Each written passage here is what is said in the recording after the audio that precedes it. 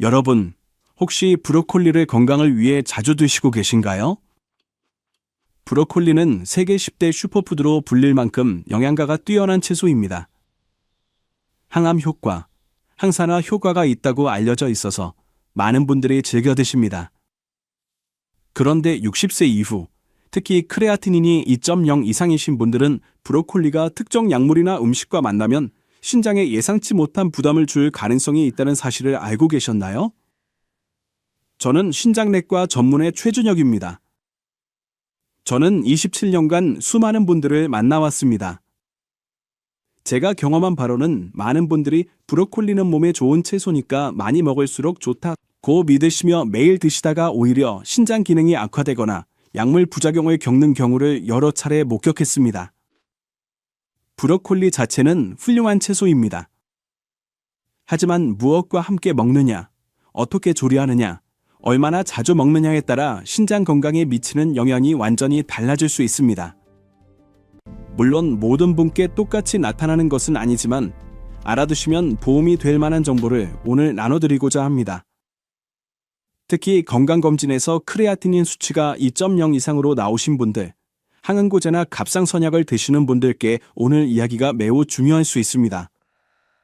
제가 오늘 나눠드릴 내용은 27년간 1000명이 넘는 환자분들을 진료하며 직접 경험하거나 의료 현장에서 확인한 실제 사례들을 바탕으로 정리한 것입니다. 다만 개인의 건강 상태에 따라 차이가 있을 수 있으니 이 점을 염두에 두고 들어주시면 감사하겠습니다. 댓글창에 건강이라는 두 글자를 지금 바로 남겨주세요. 여러분의 관심이 더 많은 분들께 이 정보가 전달되는 데 큰 힘이 됩니다. 브로콜리와 신장, 무엇을 알아야 할까요? 본격적인 이야기를 시작하기 전에 브로콜리가 우리 몸에서 어떻게 작용하는지 간단히 말씀드리겠습니다. 우리 몸의 신장은 혈액을 걸러서 노폐물을 제거하는 정교한 필터입니다. 하지만 신장은 단순한 필터가 아닙니다. 전해질 균형, 혈압 조절, 비타민 D 활성화 등 다양한 기능을 담당합니다. 60대가 넘어가면 신장은 마치 오래 사용한 정수기 필터처럼 효율이 떨어집니다. 젊을 때는 웬만한 부담도 잘 처리했지만 나이가 들면서 같은 부담도 더 크게 느껴질 수 있습니다. 브로콜리에는 좋은 성분들이 많이 들어 있습니다. 비타민 C, K, 설포라판, 식이섬유 등이 대표적입니다. 하지만 동시에 칼륨이 100g당 약 370mg으로 상당히 높은 편입니다. 크레아티닌 2.0이라는 수치는 신장이 정상 기능의 50% 정도밖에 하지 못하고 있다는 의미입니다. 이런 상태에서는 칼륨을 제대로 배출하지 못해서 체내에 쌓일 가능성이 있습니다. 또한 브로콜리에는 비타민 K가 풍부한데 이는 항응고제를 드시는 분들에게 문제가 될 수 있습니다. 그리고 고이트로겐이라는 성분이 갑상선 기능에 영향을 줄 수 있습니다. 물론 개인차가 있지만 일반적으로는 이러한 경향을 보입니다. 그렇다면 어떤 조합들이 문제가 될 수 있을까요? 지금부터 제가 직접 경험하거나 들은 3가지 사례를 말씀드리겠습니다. 첫 번째 사례, 택시에서 만난 긴급 상황. 지난달 늦은 저녁, 병원에서 야간 당직을 마치고 집으로 가는 택시 안에서 있었던 일입니다.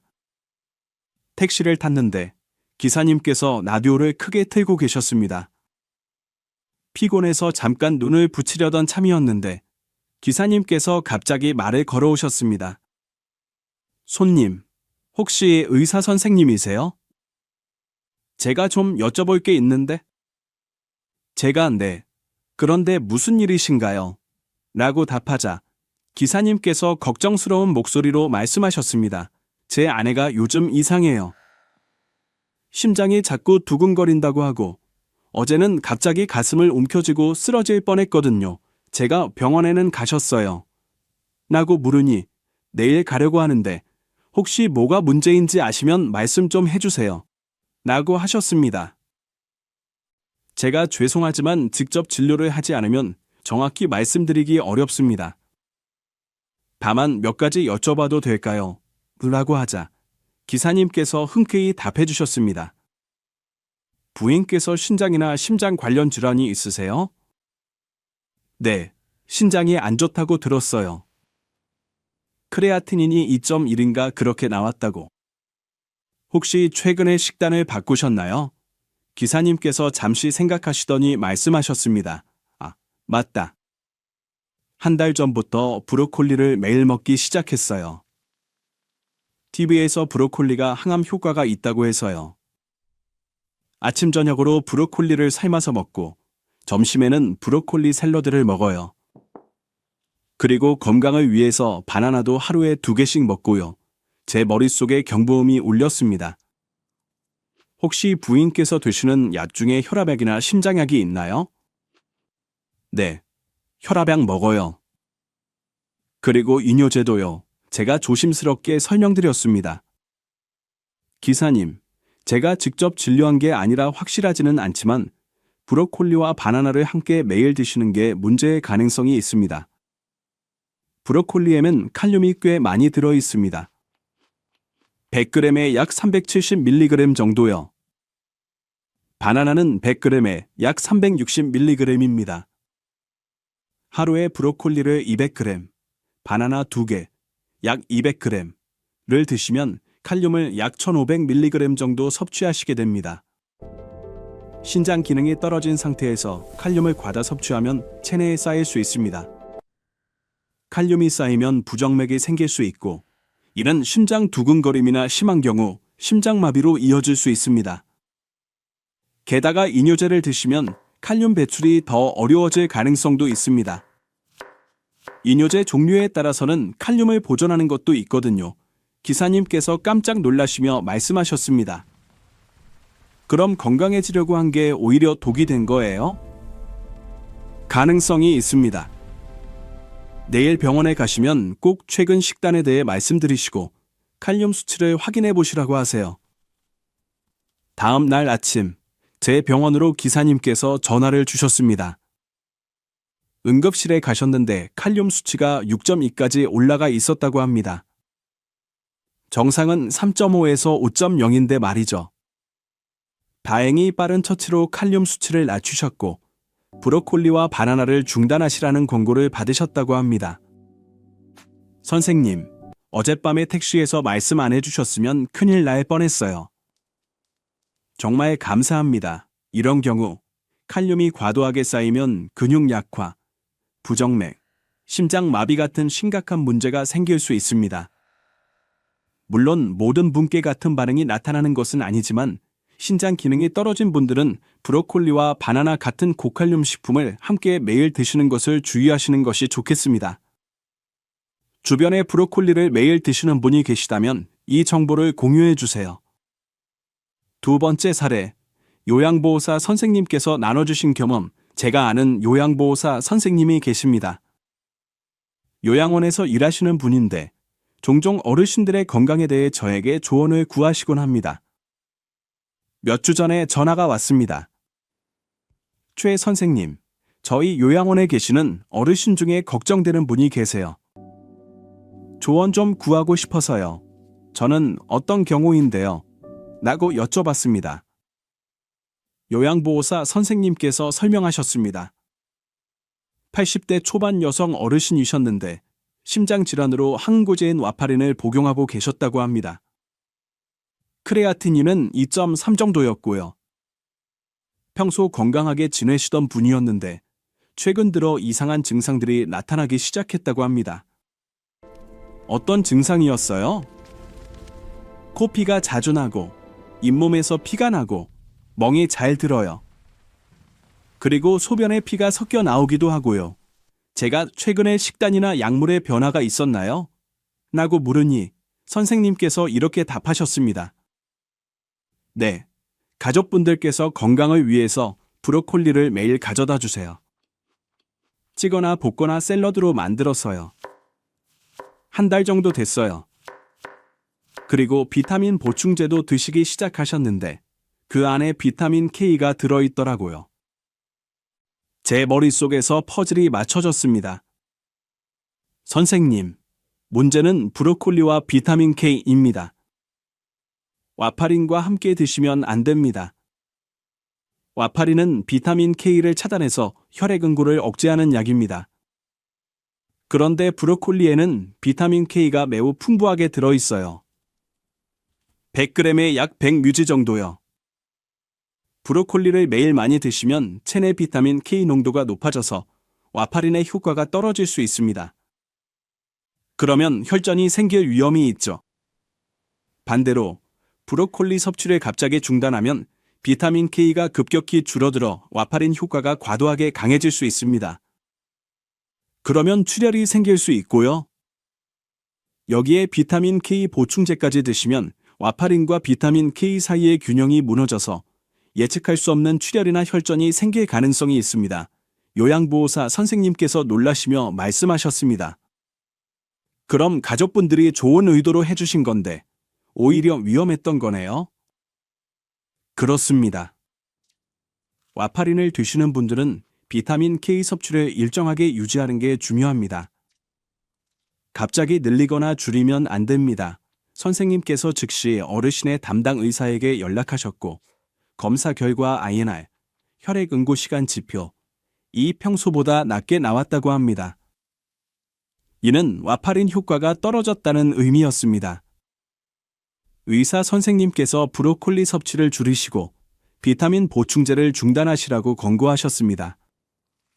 그리고 와파린 용량을 조절하셨고요. 일주일 후 요양보호사 선생님께서 다시 연락을 주셨습니다. 최 선생님, 어르신 많이 좋아지셨어요. 출혈 증상도 줄었고 INR도 정상 범위로 돌아왔대요. 정말 감사합니다. 나중에 어르신께서 말씀하시길 브로콜리가 건강에 좋다는 걸 알았는데 이렇게 조심해야 하는 줄은 몰랐어요. 라고 하셨다고 합니다. 이 사례를 통해 배운 것은 항응고제를 드시는 분들은 비타민 K가 풍부한 브로콜리를 드실 때 매우 주의해야 한다는 것입니다. 물론 브로콜리를 완전히 끊을 필요는 없지만 양을 일정하게 유지하고 갑자기 많이 먹거나 중단하지 않는 것이 중요합니다. 도움이 되는 정보라고 생각하신다면 좋아요 버튼을 눌러주세요. 세 번째 사례, 온라인 상담에서 받은 질문제가 가끔 참여하는 온라인 건강 상담 플랫폼에서 받은 질문입니다. 이 플랫폼은 환자분들이 익명으로 질문을 올리면 의사들이 답변을 해주는 시스템입니다. 어느 날 이런 질문이 올라왔습니다. 제가 크레아티닌 2.2이고 갑상선 기능 저하증이 있어서 갑상선 호르몬제를 먹고 있습니다. 최근 건강을 위해 브로콜리를 매일 먹기 시작했는데 갑자기 피로감이 심해지고 추위를 많이 타게 되었습니다. 브로콜리와 관련이 있을까요? 저는 이 질문을 보고 즉시 답변을 작성했습니다.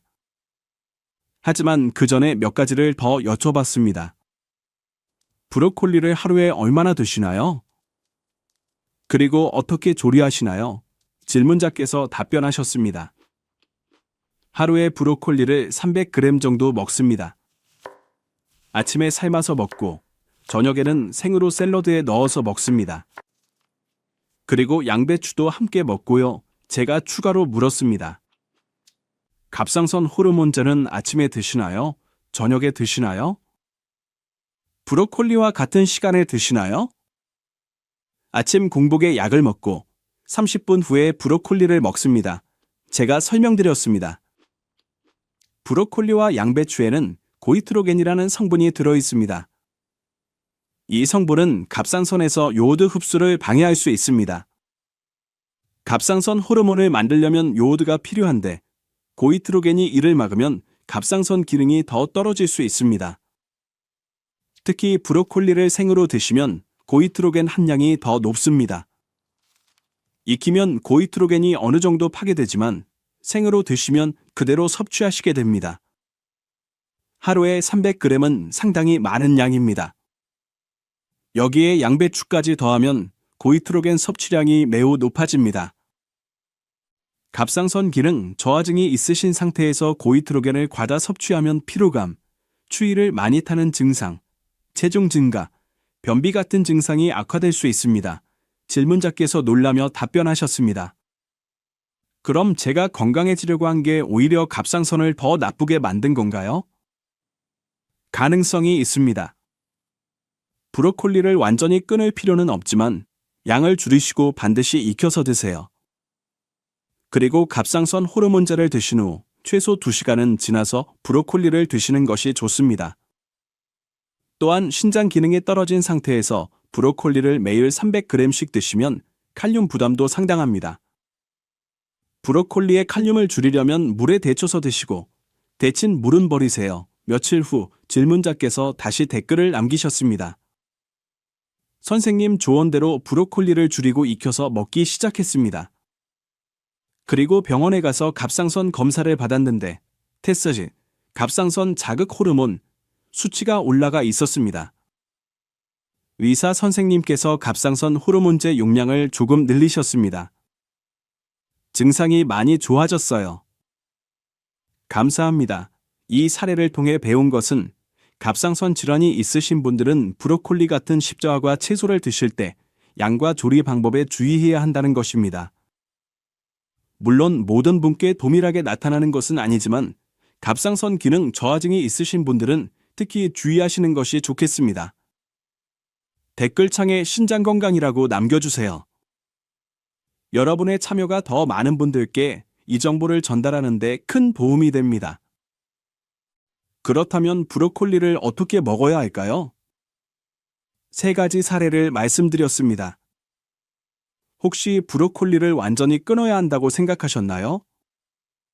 그렇지 않습니다. 브로콜리는 여전히 훌륭한 영양소를 가진 채소입니다.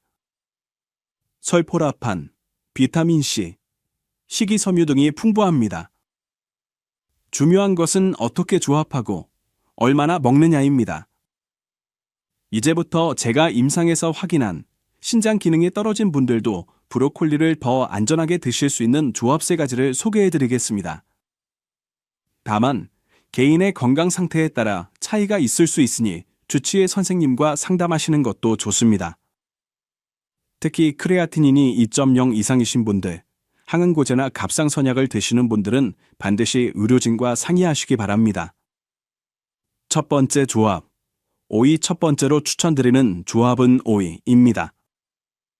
많은 연구에서 브로콜리와 오이를 함께 드시면 칼륨 부담을 줄이면서도 영양소를 고루 섭취할 수 있다고 합니다. 오이는 수분 함량이 96% 정도로 매우 높고 칼륨 함량은 100g당 140mg 정도로 브로콜리 370mg 보다 훨씬 낮습니다. 오이의 풍부한 수분은 신장의 노폐물 배출을 자연스럽게 도와줄 수 있습니다. 또한 오이에 들어있는 쿠쿠르비타신이라는 성분은 항염 효과가 있어서 브로콜리의 설포라판과 함께 작용하여 염증을 줄이는 데 도움이 될 수 있습니다. 오이는 칼로리가 낮고 소화가 잘 되어서 브로콜리와 함께 먹어도 위장에 부담이 적습니다. 이렇게 드셔보시는 것은 어떨까요?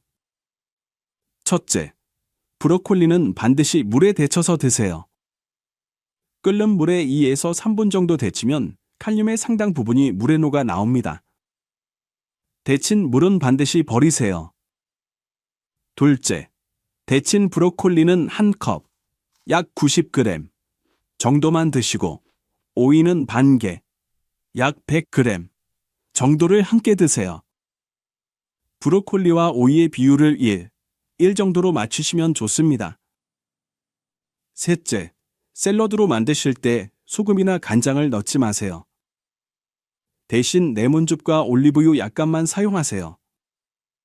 레몬은 칼륨이 낮고 신맛이 있어서 간을 대신할 수 있습니다.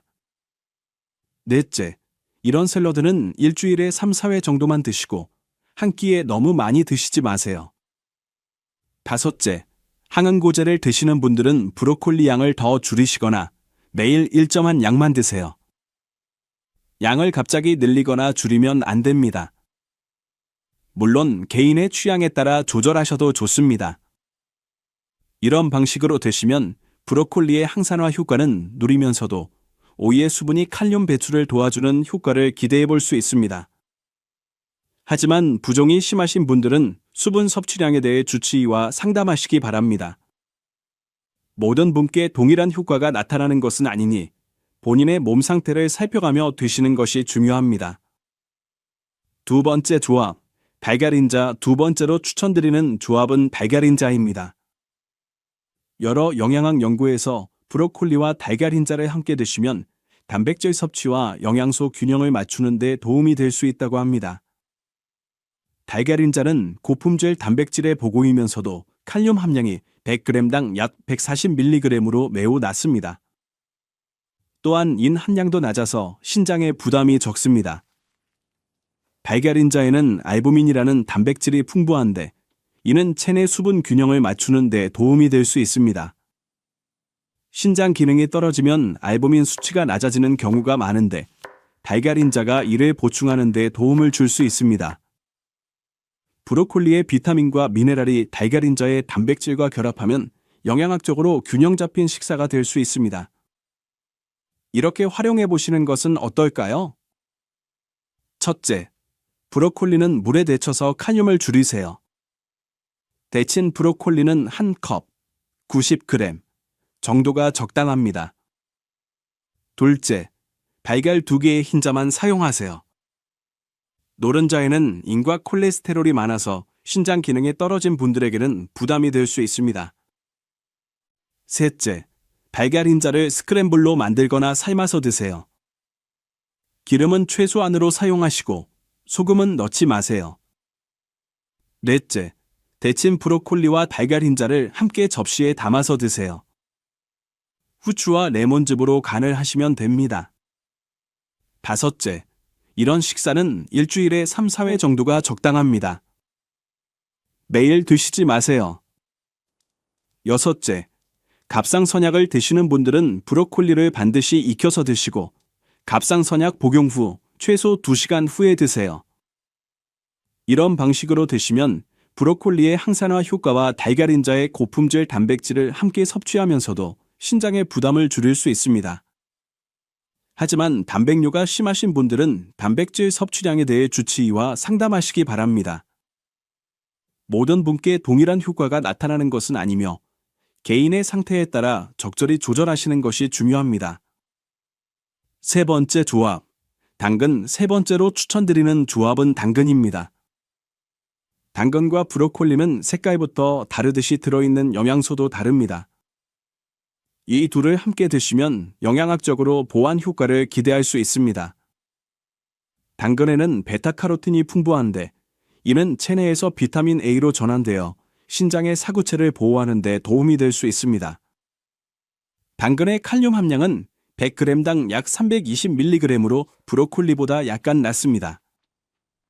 하지만 당근도 데치면 칼륨이 상당히 줄어들 수 있습니다. 당근은 식이섬유가 풍부해서 장 건강을 돕고 체내 독소를 대변으로 배출하는 것을 도와줄 수 있습니다.